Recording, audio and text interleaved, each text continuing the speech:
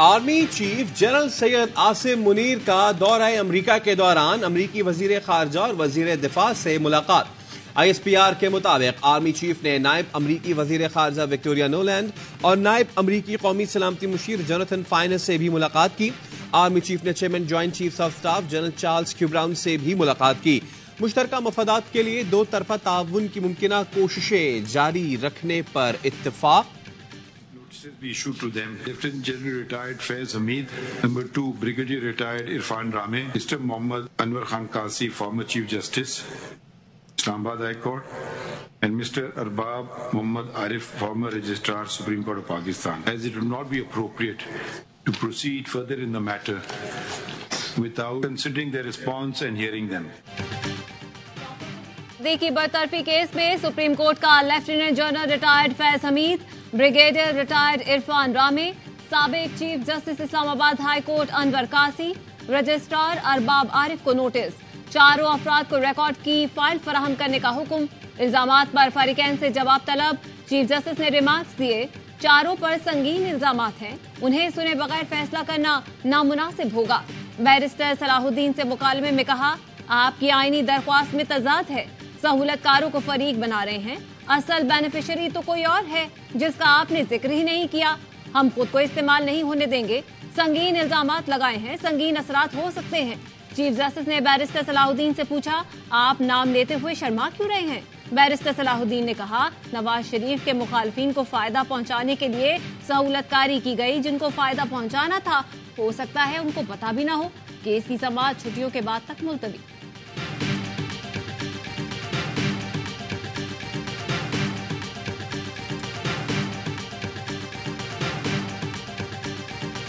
हमें ये ना बताएं हम क्या करेंगे। 2 पिटिशंस ला करके आप इनकी पेंशन के लिए सिर्फ आए तो ये तो फैज हमीद साहब जिनका जिक्र किया गया है, अगर सुन लीजिए ना, अगर इसमें आपका नाम लिख दिया जाता तो सिर्फ हम इस बिना पे उनको नोटिस कर देते आपको, क्योंकि शौकत सिद्दीकी साहब ने नाम लिख दिया है। ये बात तो आपने इनके खिलाफ बहुत ऐसे संगीन इल्जामात लगा दिए जो बहुत उसके संगीन नताइज भी हो सकते हैं।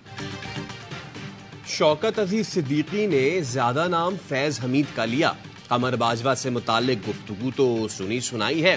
कमर बाजवा ने शौकत अजीज सिद्दीकी से बराह रास्त कोई बात नहीं की थी। चीफ जस्टिस फाइज ईसा के रिमार्क्स। जस्टिस जमाल मंदोखेल ने पूछा, क्या चीफ जस्टिस हाई कोर्ट ने वो बेंच बनाया था जो फैज हमीद चाहते थे? वकील हामिद खान ने कहा, जो फैज हमीद चाहते थे वो हुआ। फैज हमीद चाहते थे इलेक्शन 2018 से पहले नवाज शरीफ की जमानत ना हो। फायदा किसको हुआ मालूम नहीं, लेकिन नुकसान एक पार्टी को हुआ जो नजर आ रहा है। चीफ जस्टिस ने पूछा, क्या शौकत अजीज सिद्दीकी के इल्जामात दुरुस्त हैं कि उन्हें इल्जामात पर मबनी तकरीर पर बरतरफ किया गया? क्या वो जनरल जिनको आप फरीक बनाना चाहते हैं वो 2018 के इंतखाबात में इख्तदार में आना चाहते थे? इल्जामात दुरुस्त हैं तो वो जनरल्स किसी के सहूलतकार बनना चाह रहे थे, जिसकी ये जनरल सहूलतकारी कर रहे थे वो कौन था? सोच कर जवाब दें। वकील हामिद खान ने कहा, मेरे लगाए गए इल्जामात दुरुस्त हैं।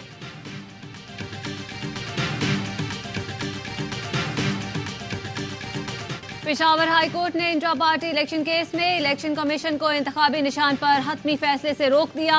चेयरमैन PTI बैरिस्टर गौहर कहते हैं, PTI के इंट्रा पार्टी इलेक्शन जितने शफाफ तरीके से हुए पहले कभी नहीं हुए। अदालत ने आज हमें दूसरे नोटिस में भी रिलीफ दिया है। शहबाज शरीफ इलेक्शन से भाग रहे हैं, हम इलेक्शन के लिए तैयार हैं। तोशाखाना केस में नायली के खिलाफ बानी PTI की दरख्वास्त की समाअत। लाहौर हाई कोर्ट का इलेक्शन कमीशन को नोटिस, जवाब तलब कर लिया।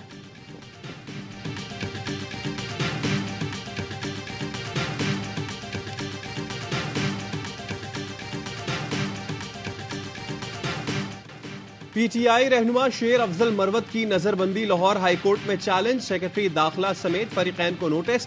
वकील PTI ने मौक़िफ़ अपनाया, शेर अफजल किसी गैर कानूनी सरगर्मी में मुलव्विस नहीं, उन्हें सियासी बुनियादों पर नजरबंद किया गया है। सुप्रीम कोर्ट बार ने शेर अफजल मरवत की अदालत के बाहर से गिरफ्तारी की मजम्मत कर दी। फौरी रिहाई का मुतालबा। एलामिये में कहा, शेर अफजल मरवत की गिरफ्तारी बुनियादी हुकूक की खिलाफ वर्जी है। इंसाफ के उसूलों को बरकरार रखने के लिए 16 MPO जैसे कवानीन के अतलाक पर नजरसानी की जाए।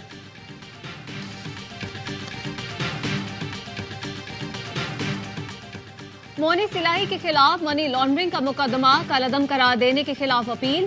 सुप्रीम कोर्ट ने FIA से मजीद रिकॉर्ड तलब कर लिया। जस्टिस आयशा मलिक ने रिमार्क्स दिए, नैब समेत कई इदारे इन अकाउंट्स की तहकीकात कर चुके हैं। जस्टिस सरदार तारिक मसूद ने कहा, एक ही मामले की बार बार तहकीकात कैसे हो सकती हैं। डेप्यूटी अटॉर्नी जनरल ने कहा, शुगर कमीशन की रिपोर्ट से मनी लॉन्ड्रिंग का मामला सामने आया। जस्टिस आयशा मलिक ने कहा, जिस रहीम यार खान मिल का केस बना रहे हैं उसकी तो कमीशन ने तहकीकात ही नहीं की। जस्टिस सरदार तारिक मसूद ने कहा, एंटी मनी लॉन्ड्रिंग कानून 2010 में बना, इतलाक माजी से कैसे हो सकता है। रेफरेंस रिकॉर्ड पेश करें फिर फैसला करेंगे। मोनिस इलाही को नोटिस करना है या नहीं, समाअत गैर मुअय्यना मुद्दत तक मुलतवी।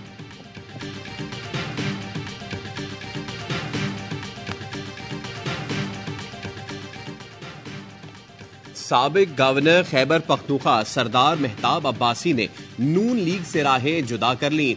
NA-16 से आजाद हैसियत से इलेक्शन लड़ने का फैसला मौजूदा हल्काबंदी को अपने खिलाफ साजिश करार दे दिया। कहा, नवाज शरीफ से उसूली इख्तलाफ है, उनके पास कमजोर टीम है। नून लीग आज पंजाब तक महदूद होकर रह गई है, जब तक जमात नवाज शरीफ के पास थी मजबूत थी। अदालत या कोई और कश्मीरियों के मुस्तकबिल का फैसला नहीं कर सकता। भारतीय सुप्रीम कोर्ट के फैसले को जूते की नोक पर रखते हैं। मकबूजा कश्मीर का एकतरफा फैसला किसी सूरत काबिल कबूल नहीं। निगरां वजीर आजम अनवारुल हक काकड़ की प्रेस कॉन्फ्रेंस, कहा, कश्मीर भारत का था, है, न रहेगा। मकबूजा कश्मीर के रिहायशियों को पाकिस्तानी शहरी समझते हैं। हुकूक की पामाली किसी सूरत बर्दाश्त नहीं करेंगे।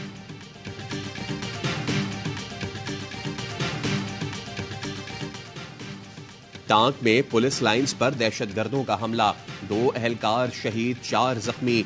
जवाबी कार्रवाई में 3 हमलावर हलाक, फायरिंग का तबादला जारी। डीपीओ टांक का कहना है, पुलिस लाइन की इमारत अभी तक क्लियर नहीं हुई, ऑपरेशन जारी है। पुलिस फोर्स के हौसले बुलंद, आखिरी दहशतगर्द के खात्मे तक लड़ेंगे। जिला खैबर में चेक पोस्ट पर हमला, 2 अहलकार शहीद, 6 जख्मी।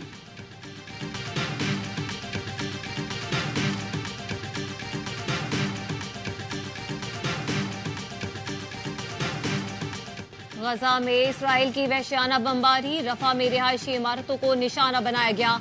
180 फलस्तीनी शहीद हो गए, तादाद 18,900 हो गई। शहदा में 55 फुटबॉलर और 85 एथलीट्स शामिल है। शिमाली और जनूबी गजा में इसराइली फौजी और हमास में लड़ाई जारी, एक और इसराइली फौजी हलाक, 2 जख्मी हो गए। जमीनी कार्रवाई में हलाक इसराइली फौजियों की तादाद 116 हो गई। कतर का गजा के बेघर अफराद को $5 करोड़ की इमदाद फराहम करने का ऐलान। तुर्क सदर कहते हैं, गजा में फौरी और पायदार जंग बंदी की जिम्मेदारी अमरीका पर है। हमास का कहना है कि जंग के खात्मे का सबब बनने वाली तमाम कोशिशों के लिए तैयार है।